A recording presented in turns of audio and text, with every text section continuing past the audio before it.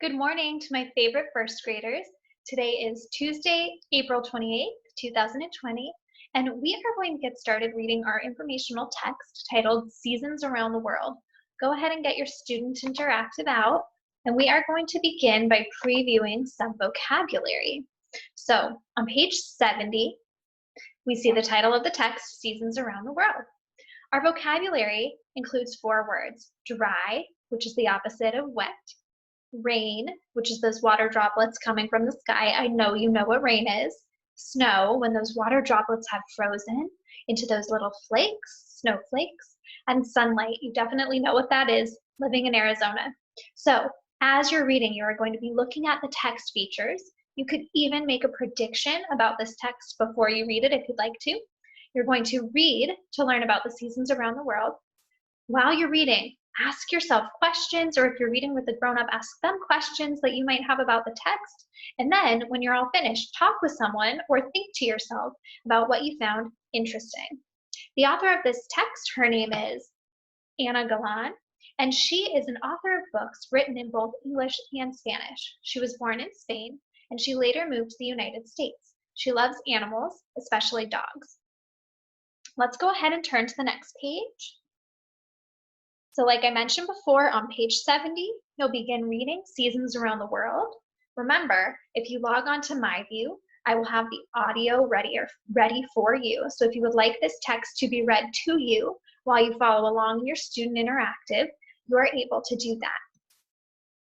While you're reading, you'll notice there's a table of contents on page 72, and a table of contents tells you the title of each section of the text and what page number you can find it on. So if you just wanted to read about the season spring, you could go to page 75 and find that information on that, beginning on that page. You'll also see that we have an index, and as we're scrolling through the text, I'll show you what that is when we get there. So you'll be reading about winter, spring,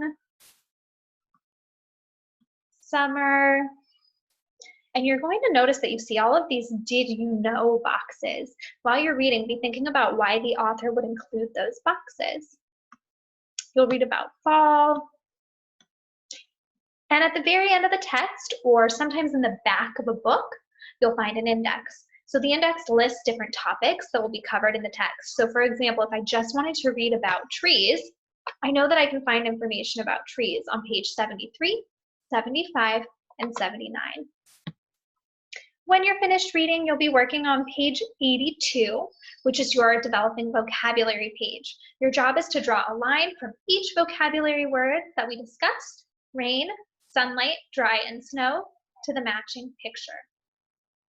When you finish that, you'll move on to page 83. This is your last page for the day, and it's your check for understanding. So your job is to write the answers to the questions, and you can look back at the text to find the answer if you need some help.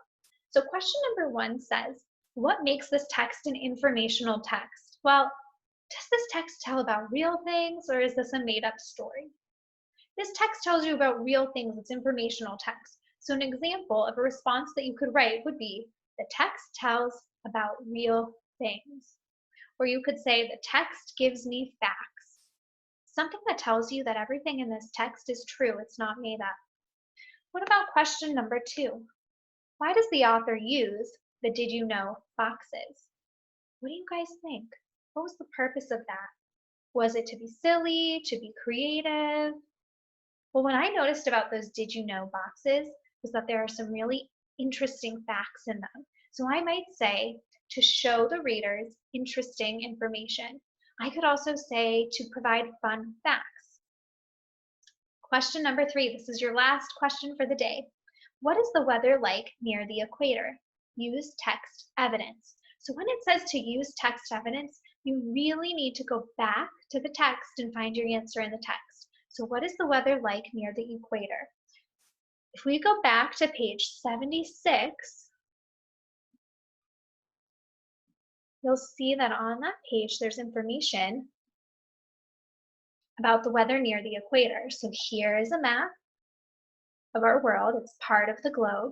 You'll see the equator, this line that goes horizontally through the center of our Earth. And if you reread this portion of the text, it says to you, the seasons don't change much near the equator.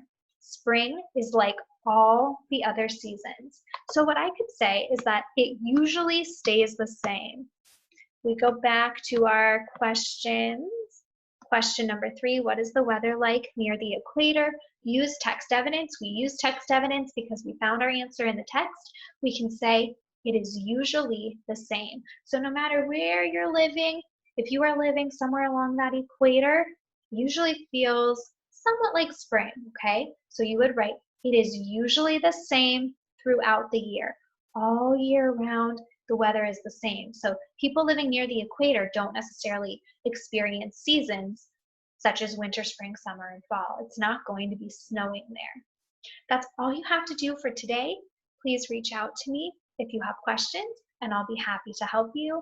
Once again, I really miss you guys, and keep in touch with me. Bye.